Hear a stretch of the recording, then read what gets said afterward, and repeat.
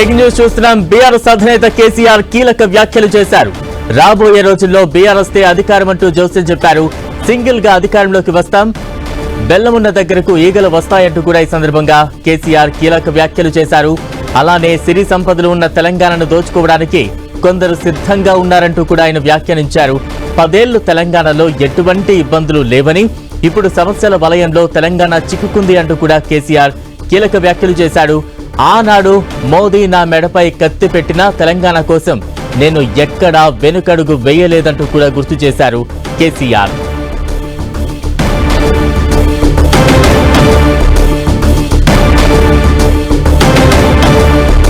మాజీ ముఖ్యమంత్రి కేసీఆర్ పలు కీలక వ్యాఖ్యలు చేశారు.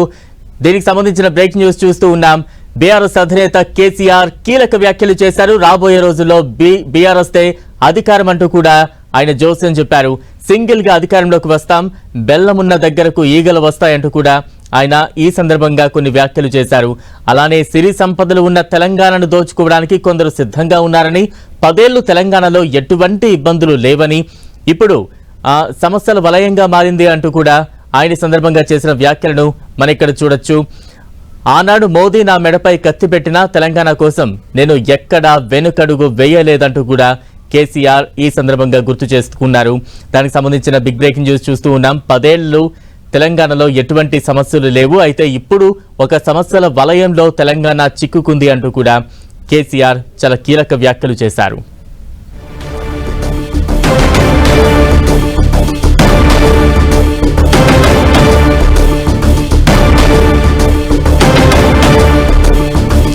బీఆర్ఎస్ అధినేత కేసీఆర్ కీలక వ్యాఖ్యలు చేశారు. రాబోయే రోజుల్లో బీఆర్ఎస్ తే అధికారం అంటూ కూడా ఆయన ఈ సందర్భంగా వ్యాఖ్యానించారు. దానికి సంబంధించిన బిగ్ బ్రేకింగ్ న్యూస్ చూస్తూ ఉన్నాం.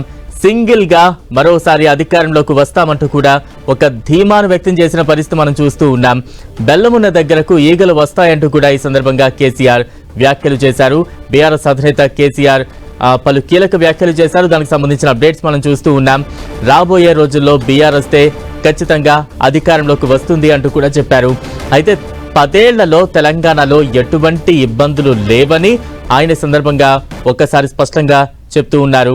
ఇప్పుడు సమస్యల వలయంలో తెలంగాణ చిక్కుకుంది అంటూ కూడా కీలక వ్యాఖ్యలు చేసిన సందర్భానికి సంబంధించిన అప్డేట్స్ మనం చూస్తూ ఉన్నాము. ఆనాడు మోదీ నా మెడపై కత్తి పెట్టినా తెలంగాణ కోసం నేను ఎక్కడా వెనుకడుగు వేయలేదు అంటూ కూడా ఈ సందర్భంగా కేసీఆర్ పలు కీలక నిర్ణయాలు చేసిన అప్డేట్స్ మనం చూస్తూ ఉన్నాం.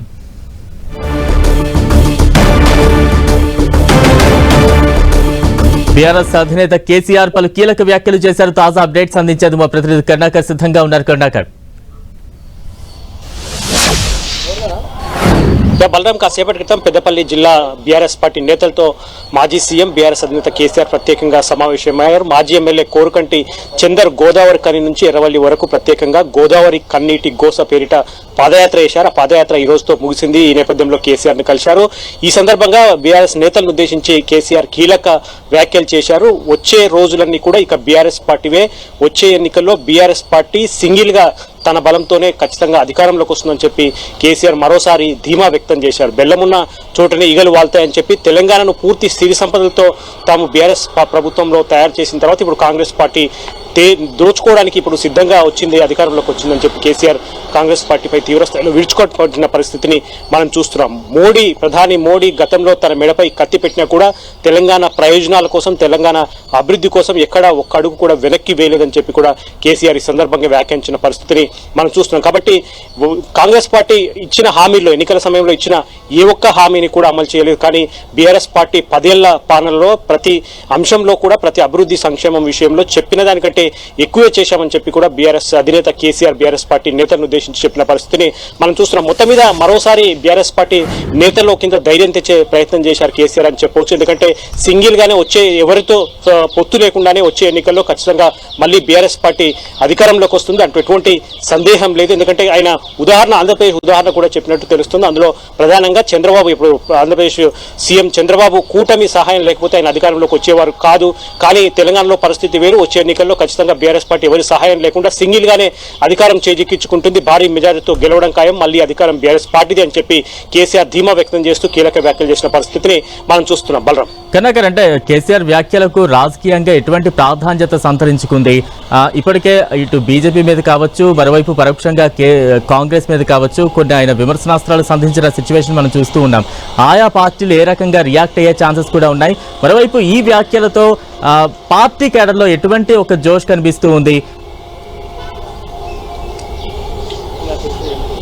ఖచ్చితంగా బలరాం, మనం చూస్తున్నాం కేసీఆర్ ఈ రోజు చేసిన వ్యాఖ్యలే కాదు, మనము మొన్న పార్టీ విస్తృత స్థాయి సమావేశంలో కావచ్చు, లేకపోతే అంతకుముందుకు అంతర్గత సమావేశాల్లో కావచ్చు, కేసీఆర్ ఇవే వ్యాఖ్యలు చేస్తూ వస్తున్నారు. ప్రధానంగా కాంగ్రెస్ పార్టీ అన్ని రంగాల్లో వైఫల్యం చెందింది, ఎన్నికల్లో ఇచ్చిన హామీలలో ఏ ఒక్కటి కూడా పూర్తిగా నెరవేర్చడం లేదని చెప్పి ముందు నుంచి కేసీఆర్ చెప్తూ వస్తున్నారు. ఈ రోజు కూడా ఆ వ్యాఖ్యలే మరోసారి కేసీఆర్ చేసేదని చెప్పవచ్చు. కాంగ్రెస్ పార్టీ ఖచ్చితంగా ఇచ్చిన హామీలు నెరవేర్చడం లేదు, 6 గ్యారెంటీలతో సహా అభివృద్ధి సంక్షేమంలో పూర్తి స్థాయిలో వెనుకబడిపోయింది. కాబట్టి ఇక ముందున్న రోజులన్నీ బీఆర్ఎస్ పార్టీ ఇదే విషయాన్ని తనను కలిసిన బీఆర్ఎస్ నేతలతో ఈ రోజు కూడా కేసీఆర్ ప్రస్తావించారని చెప్పవచ్చు.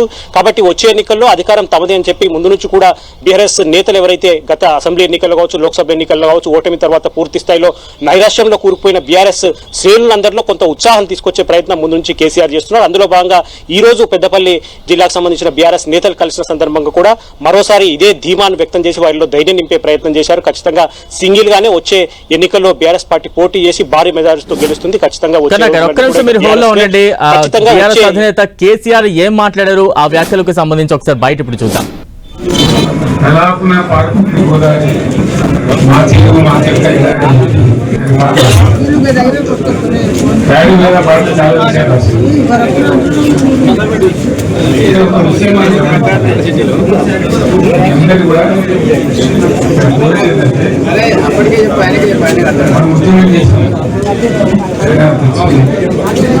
ఒక లైన్ పెట్టుకున్నాం జరుగుతూ ఉండగా ఈ మధ్య సరే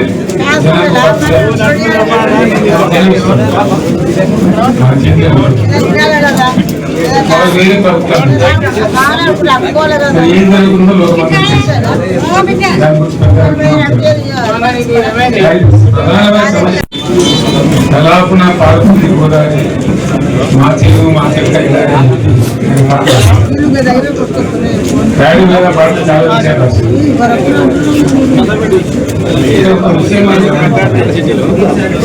అందరికీ కూడా మనం ఉద్యమం చేసాం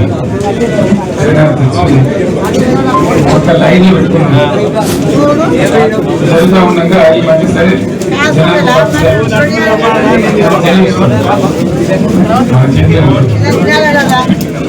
వేరే ప్రభుత్వం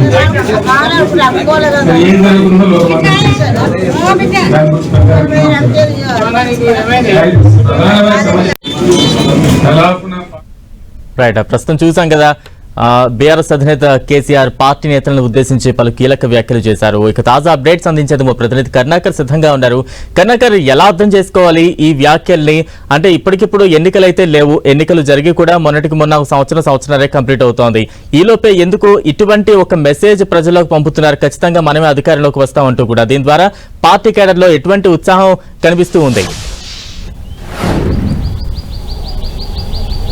ఖచ్చితంగా మనం చూడాలి బలరాం, 1-2 నెలల క్రితం కేసీఆర్ ఇదే ఫామ్ హౌస్ లో ఇదే పార్టీ నేతలను ఉద్దేశించి ఒక మాట చెప్పారు. తాను కొడితే మామూలుగా ఉండదని చెప్పి కాంగ్రెస్ పార్టీ హెచ్చరించిన పరిస్థితిని కూడా మనం చూస్తున్నాం. ఇదే సందర్భంలో బీఆర్ఎస్ పార్టీ ఆవిర్భవించి 24 ఏళ్లు పూర్తి చేసుకుని 25వ వసంతంలోకి అడుగు పెడుతున్న నేపథ్యంలో రాష్ట్ర వ్యాప్తంగా ఘనంగా సిల్వర్ జూబ్లీ ఉత్సవాలు నిర్వహించేందుకు కూడా పార్టీ సమాయత్తం అవుతుంది. ఇటువంటి నేపథ్యంలో కేసీఆర్ ఈ రోజు కలిసిన బీఆర్ఎస్ నేతలతో ఈ వ్యాఖ్యలు చేయడం కొంత ఆసక్తికరంగా మారింది. మొత్తానికి అసెంబ్లీ ఎన్నికల్లో ఓటమి కావచ్చు, లోక్సభ ఎన్నికల్లో ఒక్క ఎంపీ స్థానం కూడా గెలవకపోయిన నేపథ్యంలో పార్టీ శ్రేణులంతా కూడా నీరుగారిపోయారు, నిస్తేజంలో కూరుకుపోయారు. వాళ్ళందరిలో మెల్లమెల్లగా ఉత్సాహం తీసుకొచ్చి మళ్ళీ పార్టీకి పూర్వవైభవం తీసుకొచ్చే ప్రయత్నంలో బీఆర్ఎస్ పార్టీ అధినేత కేసీఆర్ తో పాటు ఆ పార్టీ నేతలంతా కూడా నిమగ్నమయ్యారని చెప్పవచ్చు. అందులో భాగంగానే కేసీఆర్ ప్రతి సందర్భంలో మొన్న జరిగిన విస్తృత స్థాయి సమావేశంలో కావచ్చు, ఈ రోజు జరిగిన బీఆర్ఎస్ పార్టీ పెద్దపల్లి నియోజకవర్గం పార్టీ నేతల సమావేశంలో కావచ్చు, ఎక్కడ కూడా కేసీఆర్ వాళ్ళందరిలో కూడా ధైర్యం నింపి ఇక వచ్చే రోజులన్నీ కూడా బీఆర్ఎస్ పార్టీవే, ఖచ్చితంగా వచ్చే ఎన్నికల్లో బీఆర్ఎస్ పార్టీ సింగిల్ గానే అధికారం చేపడుతుంది. కాంగ్రెస్ పార్టీ ఇచ్చిన ఏ ఒక్క హామీ నెరవేర్చడం లేదు. కాంగ్రెస్ పార్టీ పైన అప్పుడే ప్రజల్లో వ్యతిరేకత మొదలైంది. ఇటువంటి కీలక వ్యాఖ్యలు చేస్తూ క్యాడర్లో కొంత ధైర్యం నింపే ప్రయత్నం చేస్తున్నారు. ఈ రోజు కూడా ఫామ్ హౌస్ లో జరిగిన ఈ బీఆర్ఎస్ నేతల సమావేశంలో కేసీఆర్ ఇటువంటి కీలక వ్యాఖ్యలు చేశారని చెప్పి మనం అర్థం చేసుకునే పరిస్థితిని చూస్తున్నాం.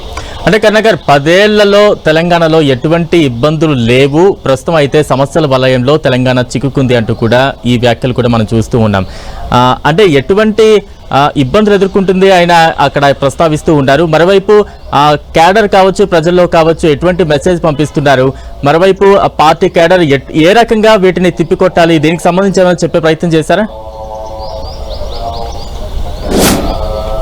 ఖచ్చితంగా మనం చూస్తున్నాం, మొన్న జరిగిన బీఆర్ఎస్ భవన్లో జరిగిన పార్టీ విస్తృత సమావేశంలో కేసీఆర్ చాలా అంశాలను లేవనెత్తారు. అందులో రైతు బంధు నుంచి రైతు భరోసా నుంచి మొదలు పెడితే రైతు రుణమాఫీ ఏ ఒక్క అంటే చాలా మంది రైతులకు 50% మంది పైగా రైతులకు ఇంకా రైతు రుణమాఫీ జరగలేదు. దాంతోపాటు రైతు భరోసా బీఆర్ఎస్ హయాంలో ప్రతి ఒక్క ఎకరకు రైతు బంధు చెల్లించాం. కానీ కాంగ్రెస్ ప్రభుత్వంలో ఇప్పటికీ కూడా చాలా మందికి రైతు భరోసా అందడం లేదు. కేవలం 2-3 ఎకరాల లోపు, అది కూడా అందరికి అందలేదని చెప్పి కూడా కేసీఆర్ ప్రస్తావించిన పరిస్థితులు మనం చూస్తున్నాం. ఇలా ప్రతి ఒక్క సందర్భంలో ఇప్పుడు ప్రస్తుతం మనం చూస్తున్న దాంట్లో బీఆర్ఎస్ నేతలు పెద్ద ఎత్తున ఆందోళన వ్యక్తం చేస్తున్నారు. అందులో ప్రధానంగా పంటలన్నీ కూడా ఎండిపోతున్నాయి. సాగునీరు, త్రాగునీరు కూడా కాంగ్రెస్ ప్రభుత్వం అందించలేక పూర్తి స్థాయిలో వైఫల్యం చెందిందని చెప్పి ఈ విధంగా ఒక రంగం కాదు, ప్రతి రంగంలో కూడా కాంగ్రెస్ పార్టీ విఫలమైంది. దాంతోపాటు ఎన్నికలు ఇచ్చిన 6 గ్యారెంటీలు కావచ్చు, మిగతా అభివృద్ధి సంక్షేమ సంబంధించిన హామీలలో ఏ ఒక్కటి కూడా నెరవేర్చలేకపోతుందని చెప్పి బీఆర్ఎస్ పార్టీ ఆరోపిస్తుంది. ఈ అంశాలని కేసీఆర్ ప్రస్తావిస్తూ వచ్చే రోజులన్నీ బీఆర్ఎస్ వేరని, వచ్చేది అధికారం చేపట్టబోయేది